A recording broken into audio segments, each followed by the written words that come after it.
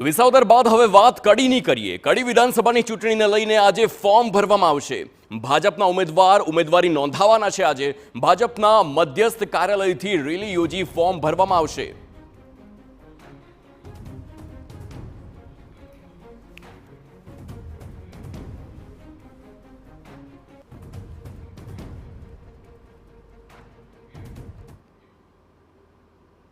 તો જેટલો આકર્ષક વિસાવદરનો જંગ છે તેટલો જ આકર્ષક કડીનો જંગ માનવામાં આવે છે। પેટા ચૂંટણી કડીમાં પણ યોજાવાની છે અને આકર્ષક અને સૌથી રસપ્રદ એટલા માટે કારણ કે અહીં ચાવડા વર્સિસ ચાવડા જોવા મળી રહ્યા છે।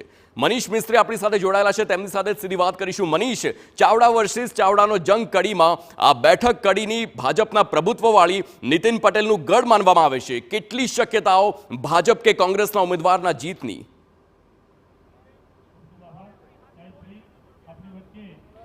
હાર્દિક, તમે કહ્યું આકર્ષક બેઠક, કારણ કે આકર્ષક બેઠક ખાસ એટલા માટે કહી શકાય કે આ બેઠક પરથી નીતિન પટેલ અગાઉ લડી ચૂક્યા છે, ત્યારબાદ મહેસાણાથી, પરંતુ નીતિન પટેલનું વતન છે અને એ ડેપ્યુટી સીએમ રહી ચૂક્યા છે। ત્યારે ભાજપનો ગઢ કહેવાથી કડી બેઠક પર સૌની નજર છે કે કોણ જીતશે, કોણ હારશે।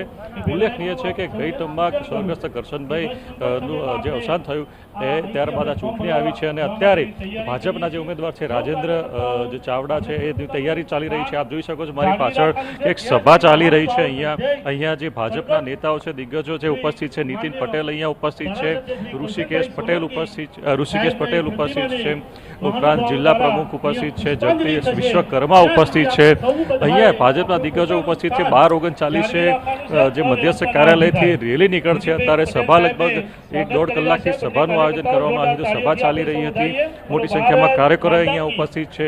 અહીં સભા બાદ રેલી સ્વરૂપે તાલુકા સેવા સદન ખાતે પ્રાંત કચેરી આ રેલી પહોંચશે અને જે આવેદનપત્ર છે 12:39 બીજા મુહૂર્તે ભરશે। આપણે એ પણ જણાવી દઈએ કે આજે જ ગઈકાલે મોડી રાત્રે નામ જાહેર થવાને કારણે ફોર્મની તૈયારીઓ કરવા પણ સવારે સુધી ચાલતી હતી તેવું જાણવા મળ્યું હતું। જી, તો બીજી તરફ કોંગ્રેસના જે ઉમેદવાર છે રમેશ ચાવડા, તે પણ રેલી સ્વરૂપે તેમના ઘરેથી જ નીકળ્યા છે અને એ પણ બપોરે પ્રાંત કચેરી ખાતે ફોર્મ ભરશે। તો ત્રીજી તરફ આપના ઉમેદવાર છે તે પણ આજે ફોર્મ ભરશે। ઉલ્લેખનીય છે કે કડીમાં 4 ઉમેદવારો મેદાને છે, જેમાં 3 જે ભાજપ, કોંગ્રેસ અને આપ અને ઉપરાંત જે શંકરસિંહ વાઘેલાની જે નવ પક્ષ છે પ્રજાશક્તિ ડેમોક્રેટિક પાર્ટી, તેના ઉમેદવાર પણ ચૂંટણી લડી રહ્યા છે। એટલે કે ચોપાખીયો જંગ કડીમાં જોવા મળશે। જી બિલકુલ, આભાર મનીષ સમગ્ર માહિતી બદલ। તો હાલ થોડીક જ વારમાં લગભગ 12:39ની આસપાસ વિજય મુહૂર્તમાં ફોર્મ ભરવામાં આવશે